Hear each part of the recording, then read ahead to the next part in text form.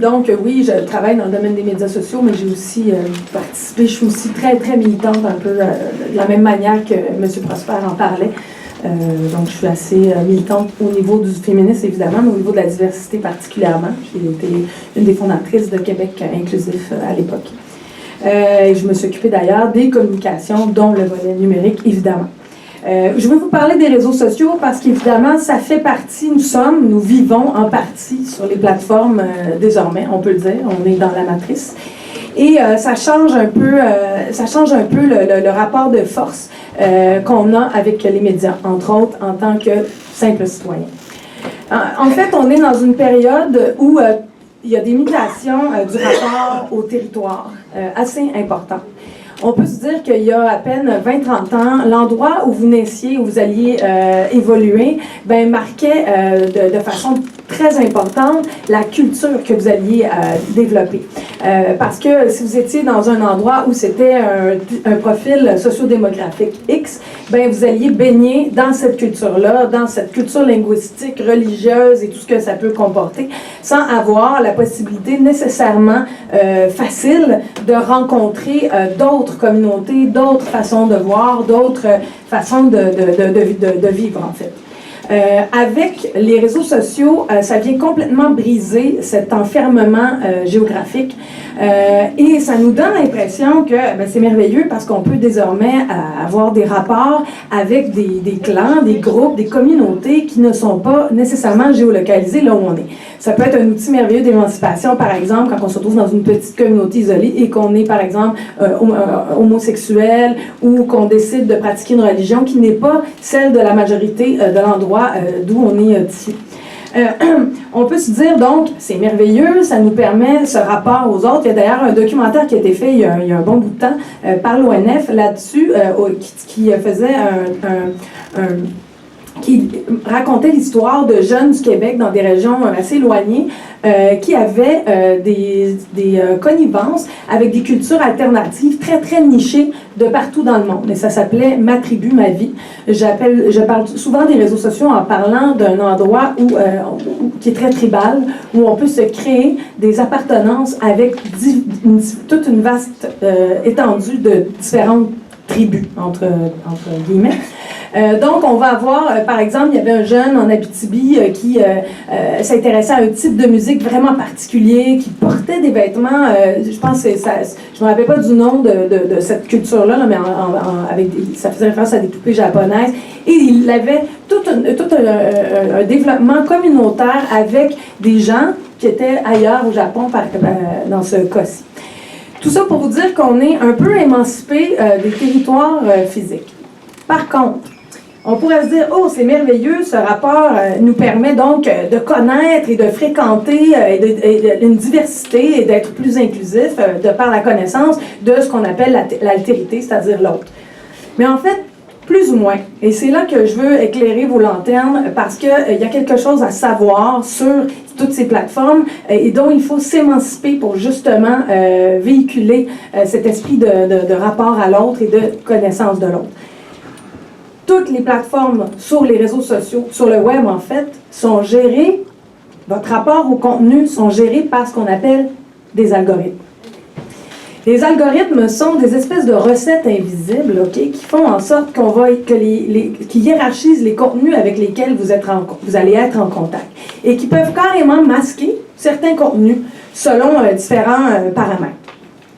C'est en fait ce qui fait que quand vous écoutez telle série sur Netflix, on va vous proposer telle autre. Ou si vous allez sur Google Maps, on va vous proposer tel chemin plutôt que tel autre. Et sur Facebook, vous allez voir les contenus de certains amis et certaines pages plutôt que d'autres. Tout ça, c'est géré par des algorithmes. Comment fonctionnent ces algorithmes-là? C'est ça qu'il faut connaître. Okay? Parce qu'évidemment, ces algorithmes-là ont été influencés par les facteurs qui faisaient en sorte qu'on donnait l'accès privilégié à l'espace public dans les médias traditionnellement. Bien sûr, si vous êtes quelqu'un d'extrêmement populaire, par exemple, vous allez avoir sur les médias sociaux plus de visibilité. De la même manière où vous allez avoir un accès facilité sur les médias traditionnels. Évidemment, qui dit popularité dit, ça favorise tout ce qui est consensuel, ça ne garantit pas nécessairement la qualité des contenus des personnes avec qui vous allez être en contact, et ça peut entretenir un esprit du passé, une façon de voir qui est plus difficile à évoluer. Ça peut mettre des freins, dans le fond, au changement. La société québécoise change, mais le fait que la popularité, disons que les paramètres qui font que quelqu'un est populaire n'ont pas évolué aussi rapidement, c'est ce qui fait peut-être en sorte que dans la publicité du 375e, on ne voit pas le Montréal qu'on connaît. Je trouve que ça prend du temps, là, parce que moi, je suis née à Montréal, puis il me semble qu'il y a 30, 40 ans, le Montréal que je voyais n'était absolument pas, était beaucoup plus diversifié que le Montréal que je constatais dans ces publicités-là. Ça m'a d'ailleurs troublé pas mal. Il y a aussi tout l'aspect d'autorité, où est-ce qu'on attribue des caractéristiques qui donnent de l'autorité à des personnes. Par exemple, une personne dont l'expertise est reconnue, comme moi, vous m'avez invité aujourd'hui parce que mon expertise est reconnue. Des gens aussi parce qu'ils ont été élus, etc., qui peuvent avoir un effet de centraliser, de créer même des clics parfois dans certains espaces. Ça, c'est pris en compte par les algorithmes. Il y a aussi tout l'aspect de réputation. Plus on a des likes, plus on est aimé, plus on a des interactions sur les différentes plateformes, plus on réfère vers un site web, tout ça va donner de l'importance à la visibilité des contenus ou des personnes. Okay? Ça aussi, ce sont tous des paramètres qui étaient basés, dans le fond, sur l'accès à l'espace public traditionnel. Par contre, il y a une donnée qui est en train de changer, une façon de paramétrer ces algorithmes-là depuis quelques années, qui sont vos comportements. Désormais, toutes les plateformes récoltent énormément de données, et non seulement les plateformes, en fait, sur les sites web, on récolte des données sur comment vous naviguez, quand est-ce que vous cliquez, ce que vous faites avec votre curseur sur une page web ou sur une plateforme, les mots que vous employez, les personnes avec qui vous échangez de façon personnelle. Tout ça est relativement très espionné par ce qu'on appelle des cookies. Okay? Et parfois, ces cookies-là se parlent entre eux en plus. Donc, c'est presque un complot, finalement. Ça a l'air de ça, mais c'est ce que c'est. Et ces espions-là envoient toutes ces informations-là aux détenteurs, aux propriétaires des plateformes, qui peuvent les utiliser ensuite pour vous profiler. Et là, nous sommes tous classés dans des mini-profils, en fait, selon nos comportements, OK? Et c'est à partir de ces profils-là qu'on ordonne les contenus avec lesquels vous allez être en contact, OK? En fait, selon tout ce que vous allez avoir accompli comme action ou interaction, on va vous mettre dans un groupe de profils qui vous ressemblent. Dans le fond, on prédit votre avenir à partir du passé de ceux qui vous ressemblent. C'est ça qu'on fait. Et pourquoi? Parce que sur ces plateformes-là, vous êtes le produit. On vous vend. C'est en fait le fait que vous passiez beaucoup de temps sur ces plateformes-là permet de vendre votre temps d'attention pour éventuellement des produits qui veulent être vendus. Ces algorithmes-là pourraient être merveilleux s'ils étaient ordonnés dans un objectif, justement, de connaissance, de rapport à l'autre, de développement de solidarité. Ça serait merveilleux. Quel outil magistral. Moi, je vois ça d'un point de vue optimiste. Mais ces plateformes-là sont détenues par des entreprises privées qui sont soumises aux dictats d'un système économique qui est le capitalisme. Donc, je rejoins totalement l'avis de mon ami Will Prosper là-dessus. Le système économique fait en sorte que ces plateformes-là utilisent des outils qui seraient merveilleux pour favoriser la diversité et la compréhension de l'autre, et ça fait finalement l'inverse. Ça nous enferme dans un confort social qui, en fait, revient aux mêmes paramètres et algorithmes qu'on a créés dans la vraie vie. C'est-à-dire, quand on fait des plans d'urbanisme, le fait que certaines personnes se retrouvent, certains types de profils sociodémographiques se retrouvent à certains endroits plutôt que d'autres, il y a des paramètres, si on peut appeler ça ainsi, qui ont conditionné les choix qui ont été faits sur qu'est-ce qu'on construit où, comment on met l'argent, etc. Et là, on est en train de reproduire ces espèces d'enfermements sociaux-là avec la création de ces algorithmes-là, qui ne sont pas faits en fonction du développement de la vie collective et démocratique, mais plutôt dans un objectif de vous faire consommer le plus possible. Okay?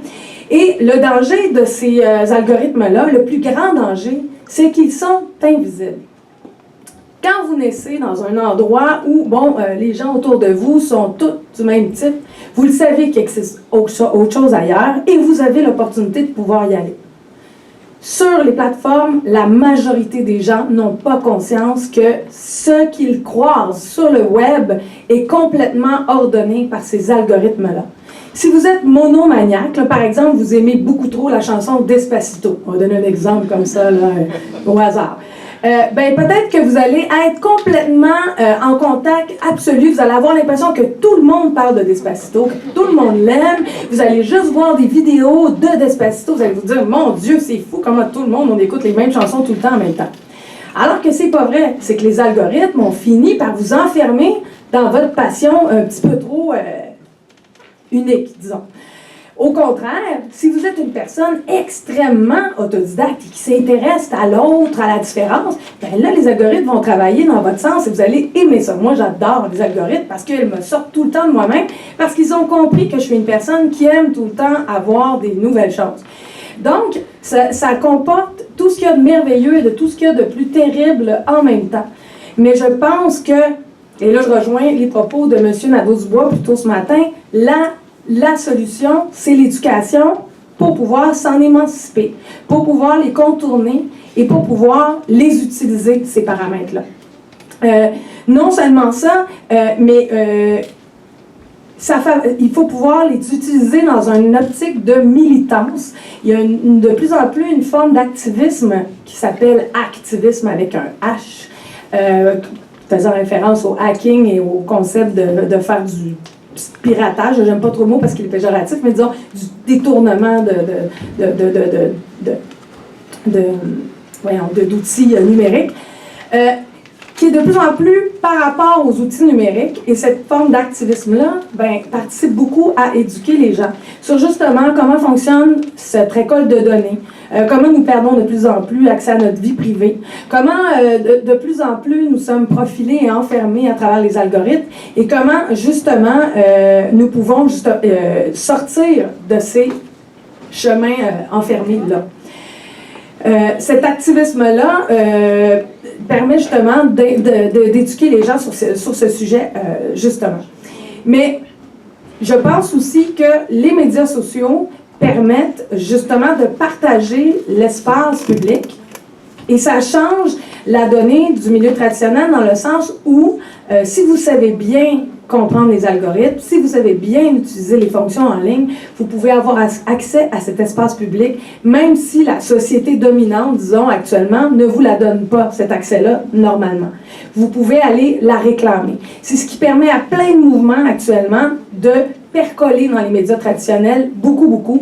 Donc, c'est positif. Mais évidemment, pour que ça le soit, pour que ça le reste, il faut continuer d'investir ces plateformes-là dans une optique de militance, c'est-à-dire créer des groupes pour favoriser la diversité, créer des groupes pour justement militer à propos de toutes les causes, puis conjointement et solidairement, même que M. Prosper a nommé un petit peu plus tôt avant moi.